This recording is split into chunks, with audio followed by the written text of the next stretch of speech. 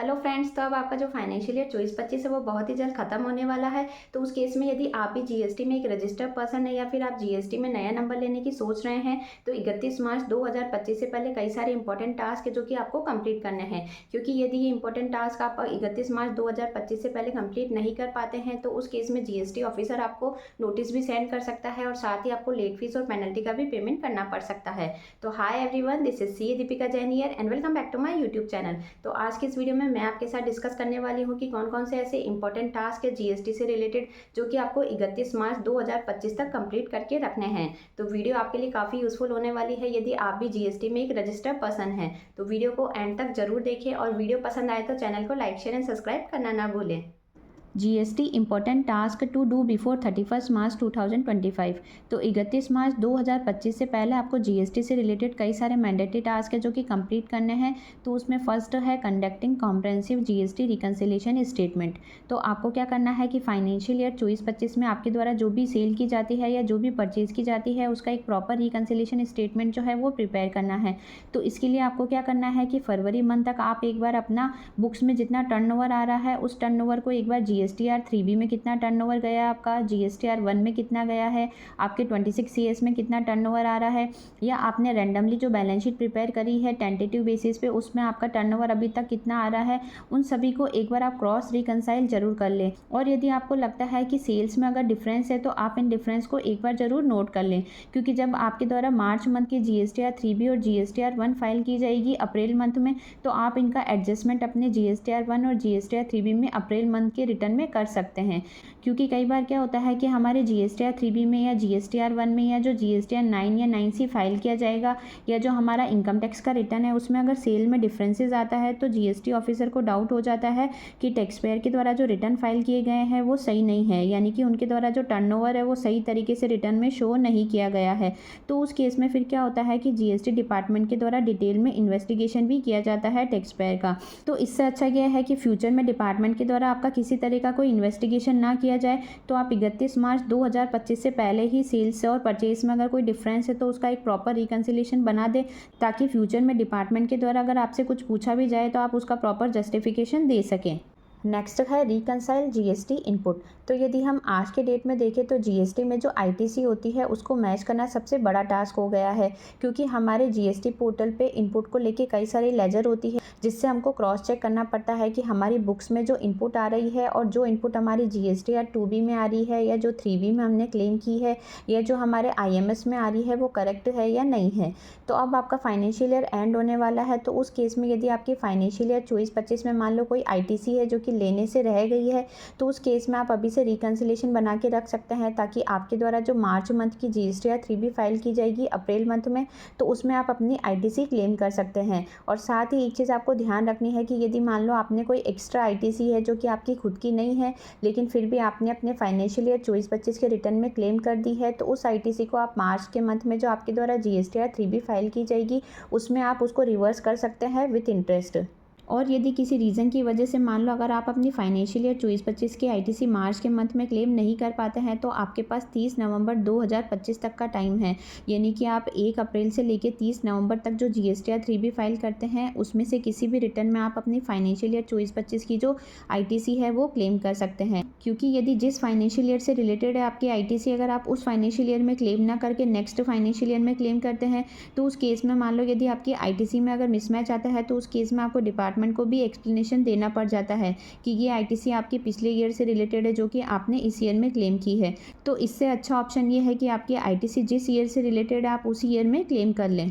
Next है renewal of letter of undertaking for export. तो अब मान लो यदि आप भी नेक्स्ट फाइनेंशियल ईयर यानी कि फाइनेंशियल ईयर 25-26 में कोई जीरो रेटेड सप्लाई करना चाहते हैं या एक्सपोर्ट सप्लाई करना चाहते हैं, या फिर मान लो स्पेशल इकोनॉमिक जोन में अगर कोई सप्लाई करना चाहता है बिना जीएसटी पेमेंट किए, तो उस केस में आपके लिए मैंडेटरी है कि आपको 31 मार्च 2025 से पहले लेटर ऑफ अंडरटेकिंग जो है वो फाइल करनी है। और ये जो एलयूटी फाइल की जाती है इसके लिए एक फॉर्म होता है फॉर्म RFD 11। तो ये फॉर्म आपको 31 मार्च 2025 से पहले सबमिट करना है। अब यदि ये फॉर्म आप 31 मार्च 2025 से पहले सबमिट नहीं कर पाते हैं, तो उस केस में 1 अप्रैल 2025 के बाद में जो भी आपकी एक्सपोर्ट सप्लाई की जाती है या स्पेशल इकोनॉमिक जोन पे जो सप्लाई की जाती है, तो उस केस में हर सप्लाई पे आपको 18% से जीएसटी का पेमेंट करना पड़ेगा। नेक्स्ट है reversal of ITC for failure to pay supplier. तो अब मान लो यदि आपके द्वारा फाइनेंशियल ईयर 24-25 में किसी सप्लायर से कोई भी गुड्स है जो कि परचेज़ किया जाता है या कोई भी सर्विस है जो कि ली जाती है, तो उस केस में यदि मान लो आपने अभी तक अपने सप्लायर का पेमेंट नहीं किया है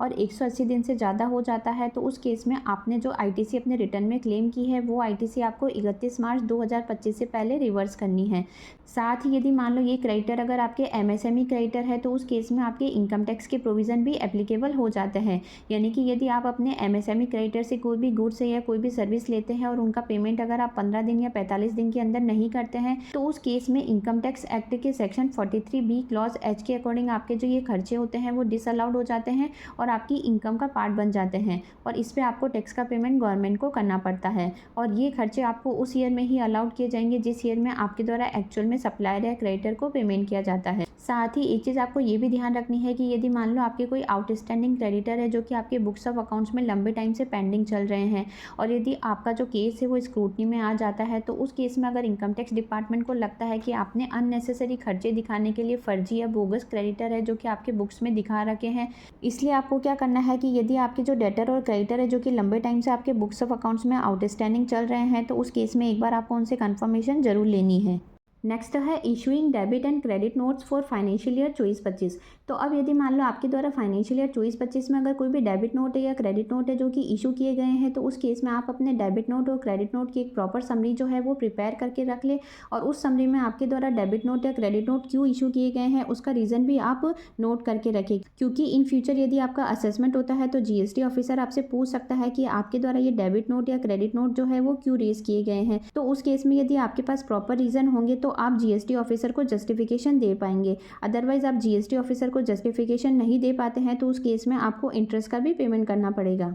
नेक्स्ट है चेक अदर जीएसटी पॉइंट। तो अब आपको जीएसटी से रिलेटेड कुछ अदर पॉइंट है वो भी एक बार जरूर चेक करना है 31 मार्च 2025 से पहले। तो उसमें फर्स्ट है ई वे बिल रिकन्सिलेशन। तो अब आपके द्वारा फाइनेंशियल ईयर 24-25 में जितने भी ई वे बिल जनरेट किए गए हैं उस ई वे बिल की एक समरी आपको बना के रखनी है, क्योंकि कई बार क्या होता है कि जब हम ई वे बिल जनरेट करते हैं तो उसमें कोई मिस्टेक रह जाती है, तो उस केस में हम नया ई वे बिल बनाते हैं। तो फॉर एग्जाम्पल मान लो जैसे कि आपने एक फाइनेंशियल ईयर में 1.5 करोड़ रुपए के ई वे बिल जनरेट किए हैं, लेकिन आपके बुक्स में जो टर्नओवर है वो आ रहा है 1,30,00,000 रुपए का। तो उस केस में ये जो आपके 20 लाख रुपए का डिफरेंस आ रहा है, तो जीएसटी ऑफिसर आपको पूछ सकता है कि आपके बुक्स में जो टर्नओवर है वो तो 1,30,00,000 का है, तो आपने एक्स्ट्रा 20 लाख रुपए के ई वे बिल क्यों जनरेट किए हैं। तो उस केस में यदि आप अपने ई वे बिल के संबंध में प्रॉपर समरी बना के रखते हैं तो आप जीएसटी ऑफिसर को जस्टिफिकेशन दे सकते हैं। इसलिए आपके द्वारा फाइनेंशियल ईयर 24-25 में जो समरी तैयार की जाती है उस समरी को एक बार आपके बुक्स में जो टर्नओवर आ रहा है उससे आप जरूर मैच कर लें। नेक्स्ट है summary of all cancelled E way bill during the year. तो अब मान लो यदि आपके द्वारा फाइनेंशियल ईयर 24-25 में 5 ई वे बिल है जो कि कैंसिल किए गए हैं, तो उस केस में आपके द्वारा जितने ई वे बिल कैंसिल हुए हैं उन सभी की प्रॉपर समरी भी आपको बना के रखनी है, ताकि इन फ्यूचर अगर डिपार्टमेंट आपसे पूछे कि आपके द्वारा ये ई वे बिल कैंसिल क्यों किया गया है तो आपके पास उसका प्रॉपर जस्टिफिकेशन होना चाहिए विथ रीज़न। नेक्स्ट है आइडेंटिफाई जीएसटी कैंसल्ड सप्लायर। तो अब मान लो यदि आपके द्वारा फाइनेंशियल ईयर 24-25 में किसी भी सप्लायर से अगर कोई भी गुड्स है जो कि परचेज़ किया जाता है या कोई भी सर्विस है जो कि ली जाती है, तो ईयर एंड होने पर एक बार आपको अपने सप्लायर का स्टेटस भी जरूर चेक करना है, क्योंकि कई बार क्या होता है कि यदि आपके सप्लायर के द्वारा टाइमली रिटर्न फाइल नहीं किए जाते हैं या फिर उनके द्वारा गवर्नमेंट को टाइमली टैक्स का डिपॉजिट नहीं किया जाता है, तो फिर वहाँ पर गवर्नमेंट के द्वारा उसका जीएसटी नंबर कैंसिल कर दिया जाता है। तो उस केस में फिर गवर्नमेंट के द्वारा जो ये टैक्स है वो बायर से कलेक्ट किया जाता है। इसलिए ईयर एंड होने से पहले एक बार आप अपने सप्लायर का स्टेटस जरूर चेक कर ले कि वो जीएसटी में रजिस्टर्ड है या नहीं है। नेक्स्ट है applicability of E invoice and E way bill. तो 1 अप्रैल 2025 से आपके ई वे बिल को लेके भी कुछ नए रूल्स हैं जो कि एप्लीकेबल हो गए हैं, तो उसका भी आपको स्पेशली ध्यान रखना है कि यदि आपका टर्नओवर एक स्पेसिफिक लिमिट से ज़्यादा हो जाता है तो आपको ई वे बिल भी बनाना मैंडेटरी है। नेक्स्ट है opting for the composition scheme for financial year 25-26। तो अब यदि मान लो आप फाइनेंशियल ईयर 24-25 में as a regular tax payer हैं और यदि आप फाइनेंशियल ईयर 25-26 में कंपोजिशन स्कीम ऑप्ट करना चाहते हैं,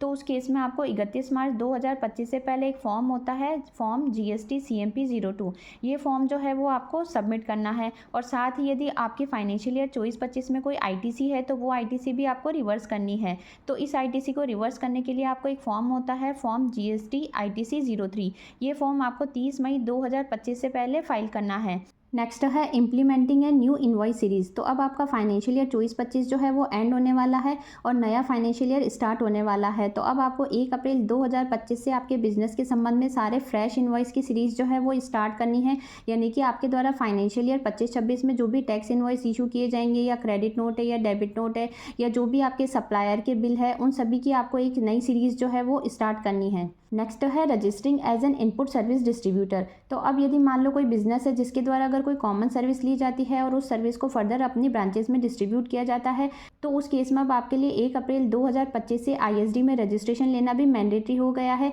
यानी कि 1 अप्रैल 2025 के बाद में कोई हेड ऑफिस है जो कि अपनी ब्रांचेस को अगर आईटीसी डिस्ट्रीब्यूट करना चाहता है, तो वो बिना आईएसडी इनवॉइस के डिस्ट्रीब्यूट नहीं कर सकता है। तो उस केस में यदि आपने अभी तक आईएसडी में रजिस्ट्रेशन नहीं लिया है, तो आप 31 मार्च 2025 से पहले आईएसडी में रजिस्ट्रेशन जरूर ले लें। नेक्स्ट है availing relief under amnesty scheme 2025। तो अब मान लो अगर कोई जीएसटी में टैक्स पेयर है जिसको फाइनेंशियल ईयर 17, 18, 18, 19 और 19-20 के संबंध में कोई डिमांड का नोटिस है जो कि इशू किया गया है, तो उस केस में यदि टैक्स पेयर के द्वारा 31 मार्च 2025 से पहले इन 3 फाइनेंशियल ईयर के संबंध में टैक्स डिपॉजिट कर दिया जाता है, तो उस केस में उनको इंटरेस्ट और लेट फीस का पेमेंट नहीं करना पड़ेगा। नेक्स्ट है waiver of late fees of filing GST and 9C for financial year 17-18 to financial year 22-23। तो अब यदि मान लो कोई टैक्स पेयर है जिसने अपनी जीएसटी या 9 ऑलरेडी फाइल कर दी है, लेकिन उसने अपनी फाइनेंशियल ईयर 17-18 से लेके फाइनेंशियल ईयर 22-23 की अगर जीएसटी या 9C फाइल नहीं की है,